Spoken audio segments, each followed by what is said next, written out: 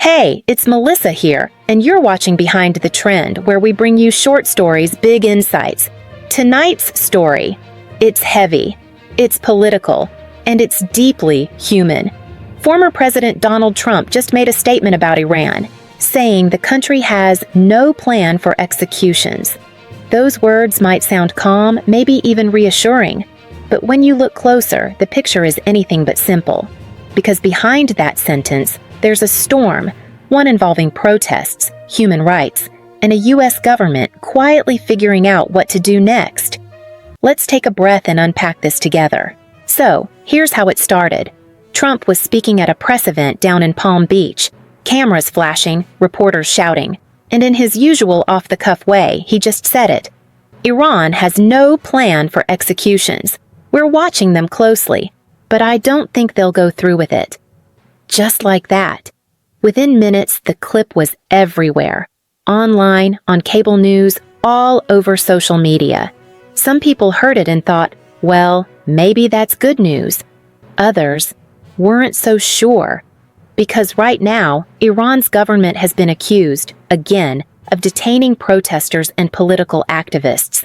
And human rights groups like Amnesty International say several of those people still face possible death sentences. So, when Trump says there's no plan for executions, it's not just another political line. It's a statement that carries weight and consequences. Let's rewind a bit. Iran's been on edge for months. There've been waves of protests, smaller than the huge ones we saw in 2022, but powerful enough to shake the government. People are angry about inflation, rising fuel prices, and what they call corruption at the top. And the response from the regime? Harsh. Internet blackouts. Arrests, riot police on the streets. Videos from Tehran, Shiraz, and other cities show people chanting for justice, and security forces chasing them down. This is the backdrop Trump was speaking into. A country cracking down while the world watches, unsure what to believe. Now let's be real, this isn't new ground for Trump. When it comes to Iran, he's always been unpredictable. Remember, he pulled the U.S. out of the Iran nuclear deal back in 2018, calling it a disaster. He reimposed sanctions and tried to choke Tehran's economy, but he also said, I don't want war. I want a better deal. So this new comment about Iran having no plan for executions fits that same pattern. It's part message, part mind game. One foreign policy expert I spoke with said it best. Trump uses language as leverage. He throws out a line, waits for a reaction, and keeps everyone guessing.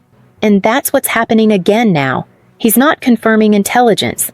He's not denying the reports either. He's simply creating uncertainty. And in politics, that's a powerful thing. All right, let's pause on the politics for a second, because while world leaders talk and argue, there are real families living in fear right now. Human rights organizations say hundreds of Iranians have been detained in the latest protests. Many of them are young, students, journalists, even artists, accused of spreading lies or disturbing public order. Their families are left in the dark. No updates, no contact, just silence. One mother told a BBC reporter, "My son went out holding a sign that said, 'Hope.' He hasn't come home in 3 weeks." You can feel the pain in those words, can't you? It's not about politics anymore. It's about humanity. So when Trump says Iran has no plan for executions, it might sound like reassurance to some, but to those waiting in the dark, it probably sounds like denial. Now let's look at what's happening back here in Washington. President Biden and his national security team are walking a very fine line. They're under pressure from both sides. Democrats demanding a tougher stance on Iran, Republicans saying the administration's been too soft. Inside the Situation Room, there are reportedly 3 main options on the table. Tighten sanctions on Iranian officials involved in human rights abuses. Increase funding for independent Iranian media. Launch cyber operations to disrupt Tehran's propaganda network. But here's the dilemma. Every move has a cost. Push too hard, and you risk escalation. Do too little, and you look weak.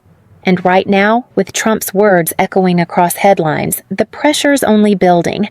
Meanwhile, the rest of the world is watching. European leaders, especially in France and Germany, have condemned Iran's actions, but they're still urging restraint. The UK is calling for diplomacy. At the United Nations, there's another round of statements and condemnations. The Secretary General said something that really stuck with me. Every nation deserves security, but no nation should silence its own people. It's the kind of line that sounds good in speeches, but doesn't always change lives. And that's the uncomfortable truth. The world talks, but Iran's people are still waiting for action. So let's go back to Trump for a second. Why did he say what he said? People close to him say he believes that being unpredictable keeps America strong. That's why he rarely speaks in absolutes. He'll praise a regime one day, criticize it the next, and keep everyone guessing. It's what he did with North Korea. It's what he did with China. And now, it's what he's doing with Iran. But there's another layer here too.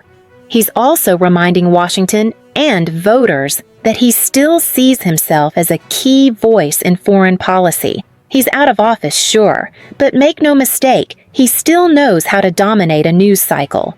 Let's turn back to Tehran for a moment. Sources close to the Iranian opposition say the government itself is divided. Some hardliners want to crush dissent completely. Others, the so-called moderates, worry that more violence will only make things worse. Meanwhile, the country's economy is falling apart. Inflation is sky high. The real, Iran's currency, is in free fall, and ordinary people can't afford food or medicine. A university student in Tehran told CNN last week, "We're not fighting for luxury, we're fighting to live." It's heartbreaking, and it's why the idea of no executions feels like wishful thinking, not reality. So, where does all this lead? If Washington believes Trump's statement that Iran has no plan for executions, they might hold off on tougher sanctions. But if more reports come out proving otherwise, it'll be hard to stay silent. Lawmakers in Congress are already preparing resolutions condemning Iran's actions. And over at the Pentagon, sources say contingency plans, including cyber measures, are ready, just in case. Still, no one wants another Middle East crisis. Not Biden, not Trump, not the allies. The goal, at least for now, is pressure without war, dialogue without surrender. Whether that balance is even possible, we'll soon find out. All right, let's zoom out. Because beneath all the politics, there's a deeper question here. What does it really mean, to stand for human rights? Is it about words, sanctions, or actual action that changes lives on the ground? Trump's statement may have been just one sentence, but it shines a light on something much bigger. How easily truth gets twisted in global politics. Somewhere tonight, families in Iran are still waiting for phone calls that haven't come, and in Washington, diplomats are still debating what the right move even looks like. That's the world we live in. A world where every headline has a heartbeat behind it. So as the White House weighs its options and Iran continues to deflect, one thing remains clear. The people in the middle are the ones paying the price. We'll keep following this story as it unfolds, and we'll bring you updates as soon as we get them. I'm Melissa, and this is Behind the Trend. Short stories, big insights. Because sometimes understanding what's behind the news helps us see the truth in front of us. Good night.